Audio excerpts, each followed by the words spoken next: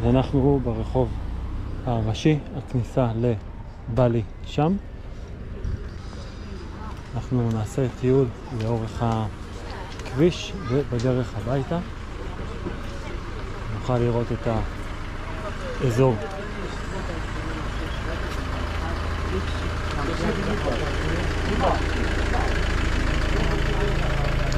האזור פה יותר תיירותי.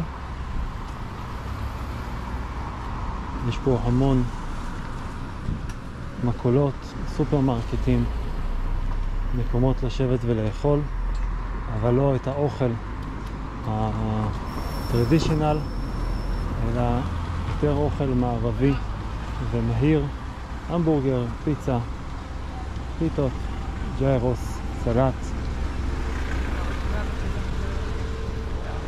וכמו שסיגל מציין, את המחירים הרבה יותר יקרים מהאזור שאנחנו נמצאים בו. אנחנו התעניינו בקשר להשכרת רכב, וכרגע המחיר לרכב קטן ידני עומד על 40 יורו. ככה חניה לא נראתה. לא יודע ממתי. אני לא יודעת, זה ארוך מאוד. נרד ונגיע למפרץ השני בו שהינו אתמול. בילינו פה בים עם הילדים. משני הצדדים אפשר לראות חדרים להשכרה.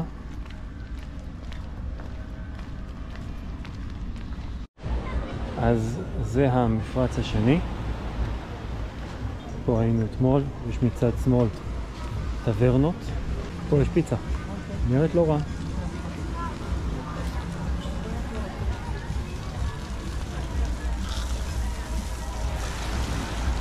אנחנו היום 5 בספטמבר, מחצף עלינו גשם. פה היינו אתמול במפרץ הזה. יש משחקים על החוף. המים לא נראים איתי. אין פה עצות, אבל היה קשה מאוד לראות בתוך המים. כן סיגל, מה יפה בזה שיש לנו גשם? בספטמבר.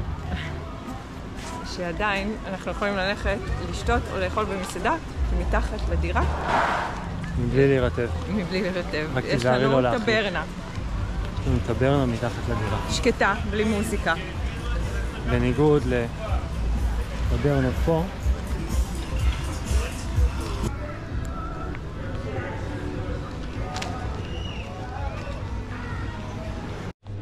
אנחנו אכלנו פה בסרופולה. אז קודם סיגל ואני היינו באמצע שיחה שאני יכול להגיד מה שאני רוצה לגבי אוכל שאני אוכל במסעדות, כי אם אני לוקח את האוכל הבסיסי והמקומי שיש למסעדה להציע, המסורתי, והוא לא משהו, אני חושב שזה אומר, לא חשוב אם ההתמחות שלהם היא בשר, דגים או פירות ים.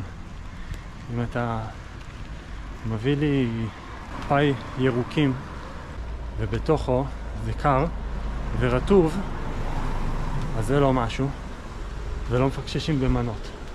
אם אתה מביא לי עלי גפן יבשים שהיו סך הכל טעימים אבל יבשים, אז זה מאכזב. אז כן, אני יכול להגיד שזה לא משהו. זה היופי בחוויה אישית. שאתם הולכים ולוקחים תבשילים מסורתיים, צריכים להיות טעימים. הדבר הכי טוב שאכלתם מימי חייכם.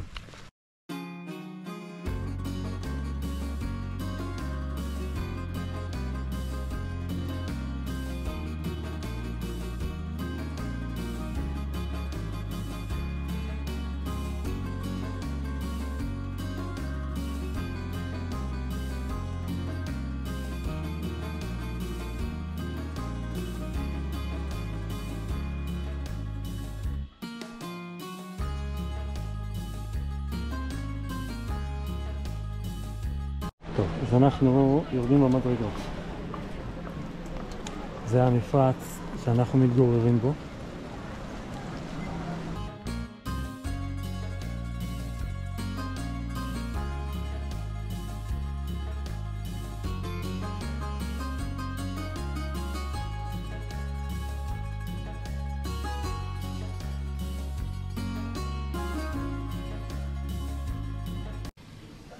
סביבנו יש מסעדות, בתי קפה, אזורים נחמדים. אנחנו עוברים דרך אחת החנויות ונוכל להגיע הביתה.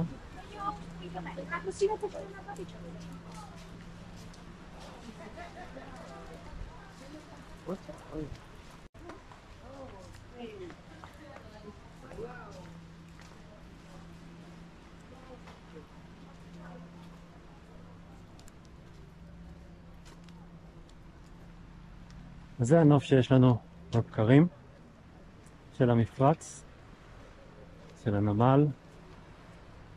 יש לנו סברס יפה פה.